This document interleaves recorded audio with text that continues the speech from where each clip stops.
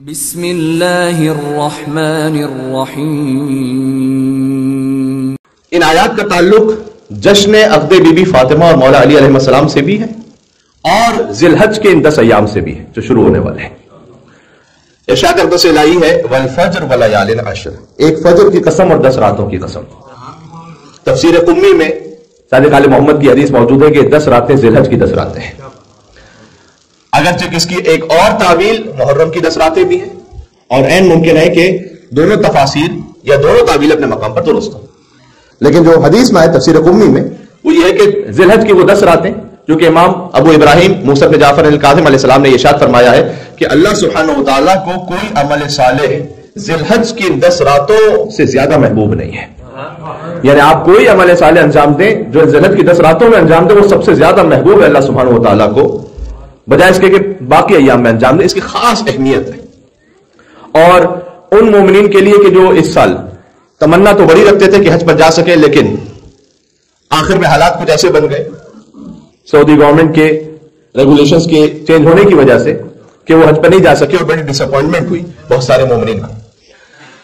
تو ان کی تسلی کے لیے بھی اور باقی اور مومنین کی تسلی کے لیے بھی ایک جملہ عرض کر دوں کہ ایک عمل ایسا امام نے ان 10 راتوں میں جو ذی الحج کی 10 راتیں ہیں جو شروع ہونے لگی، ان میں یہ بیان فرمایا ہے کہ اگر کوئی اس عمل کو انجام دے دے تو امام نے فرمایا کہ جتنے حاجی ان سب کے ثواب میں شریک ہوگا اپنے وطن سے اس عمل کو انجام دینے والا۔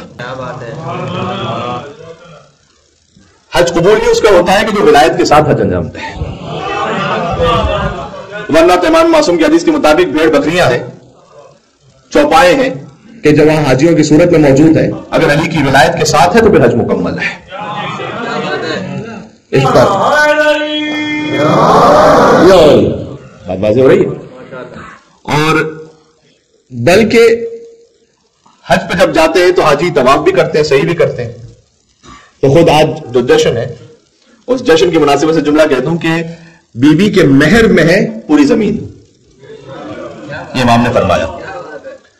پھر فرمایا کہ چونکہ مہر فاطمی ہے پوری زمین یہ، تو من مشا علیہا، جو اس زمین پر چلے وہ غزن لہا، لیکن سیدہ سے بغض رکھتا ہوں، میں بول دہا یا سیدہ کے بچوں سے بغض رکھتا ہوں، مشا علیہا حرامن، اس کا تو زمین پر چلنا ہی حرام ہے۔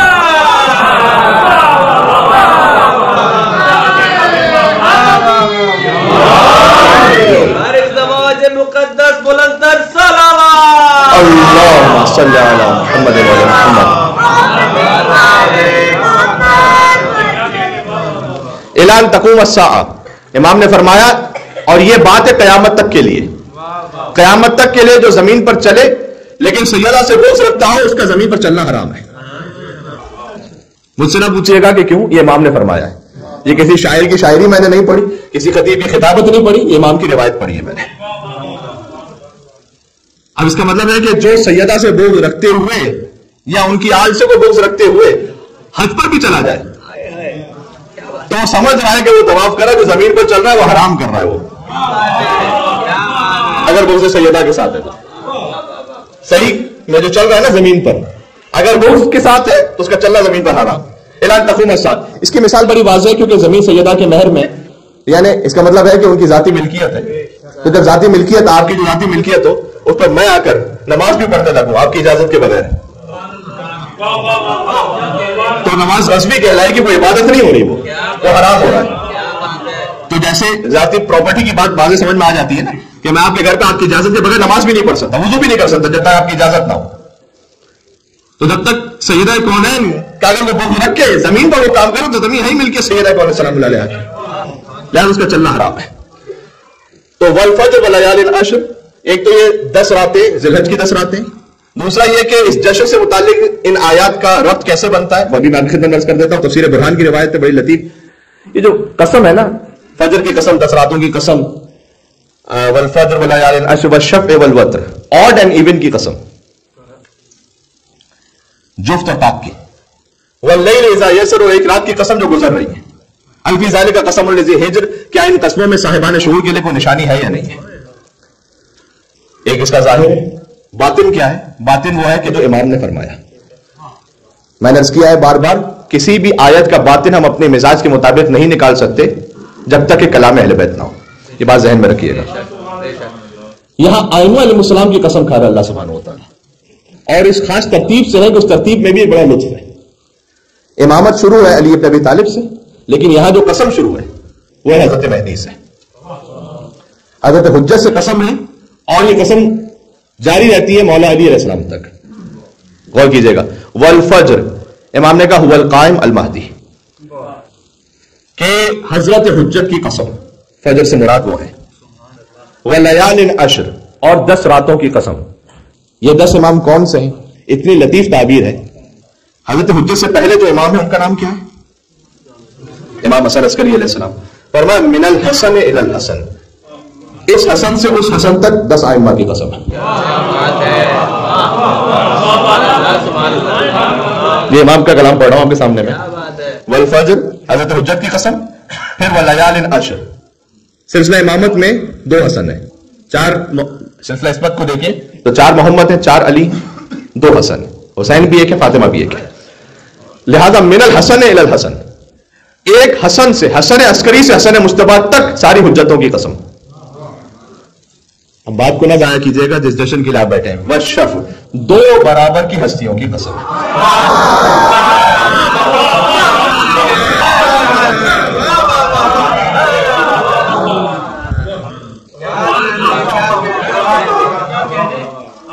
اور ایون کو ایون کہتے کیوں ہیں؟ کہ 2 برابر ہیں. 2 برابر کی ہستیوں کی قسم, یعنی علی زہرا سلام اللہ علیہما کی قسم, بنص حدیث معصوم.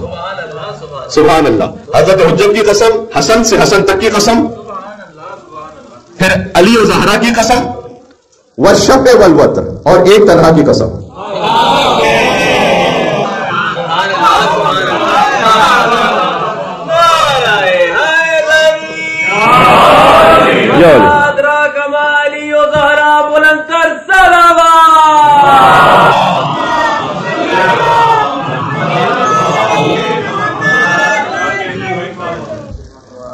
یا وہ محمود ہوتے ہوئے تنہا ہے, یا یہ محمد ہوتے ہوئے تنہا ہے. والوتر واللیل اذا یسر, اور اس رات کی قسم جو گزر جائے گی اور پھر صبح نمودار ہوگی, یعنی ظہور قائم کی قسم. امام نے فرمایا جو کہ جب صبح نمودار ہوگی تو والفجر, فجر ہے مہدی عجل اللہ تعالیٰ فرجہ الشریف. الفی ذالک قسم الذی حجر, اس کے بعد فرمایا کیا ان قسموں میں صاحبان شعور کے لیے کوئی علامت ہے یا نہیں ہے. یہ بات سمجھ میں آ رہی ہے کہ ایک عمل ایسا امام نے ان 10 راتوں میں, جو ذی الحج کی 10 راتیں جو شروع ہونے لگی, ان میں یہ بیان فرمایا ہے کہ اگر کوئی اس عمل کو انجام دے دے تو امام نے فرمایا کہ جتنے حاجی ان سب کے ثواب میں شریک ہوگا اپنے وطن سے اس عمل کو انجام دینے والا. اور وہ ہے مغرب اور عشاء کے درمیان ایک نماز. مغرب اور عشاء کے درمیان ایک نماز کہ جو ان 10 راتوں میں پڑھنی ہے, یعنی 10 دن آپ نے نماز پڑھنی ہے. 10 دن اس لیے کہہ رہا ہوں کہ وہ درخیلت 10 راتیں ہیں مغرب اور عشاء کے درمیان, جن میں نیت نماز کی بڑی سادہ ہے کہ ذی الحج کی نماز پڑھتا ہوں قربۃ اللہ, اور تقریباً فجر کی طرح اس کا طریقہ ہے الحمد کے بعد سورہ اخلاص, اور ایک آیت سورہ اعراف کی آیت نمبر 142. یہ ذہن میں رکھ لیجئے گا. اس کے کارڈز بھی اویلیبل ہوتے ہیں, آپ موبائل میں اسنیپ شاٹ بھی لے سکتے ہیں اس کا, اور دیکھ کر بھی پڑھ سکتے ہیں. تو سورہ اخلاص کے بعد آپ اس آیت کو پڑھ لیں, سورہ اعراف کی آیت نمبر 142, پہلی اور دوسری رکعت میں, جس میں ذکر ہے ان 10 ایام کا. وَوَاعَدْنَا مُوسَىٰ 30 لَيْلَةً وَأَتْمَمْنَاهَا بِعَشْرٍ فَتَمَّ مِيقَاتُ رَبِّهِ 40 لَيْلَةً, کہ ہم نے وَوَاعَدْنَا مُوسَىٰ 30 لَيْلَةً, ہم نے موسیٰ علیہ السلام سے 10 راتوں کا, پہلے کا 30 راتوں کا وعدہ کیا, اس کے بعد مزید 10 راتوں کا اس میں اضافہ کیا. فَتَمَّ مِيقَاتُ رَبِّهِ 40 لَيْلَةً, تو موسیٰ کے رب کا وقت جو وعدہ تھا وہ پورا ہو گیا 40 راتوں تک. وَأَصْلِحْ, اور اصلاح کرتے رہو. وَلَا تَتَّبِعْ سَبِيلَ الْمُفْسِدِينَ, اور خبردار فاسد لوگوں کا اتباع نہ کرنا. یہ جو آیت ہے سورہ اعراف کی آیت نمبر 142, اسے آپ پڑھ لیجیے انشاءاللہ. 10 راتوں میں عمل انجام دیں. امام معصوم کی اس پر گواہی اور سند موجود ہے کہ اللہ سبحانہ و تعالیٰ تمام حاجیوں کے ثواب میں سے شریک کر دے گا.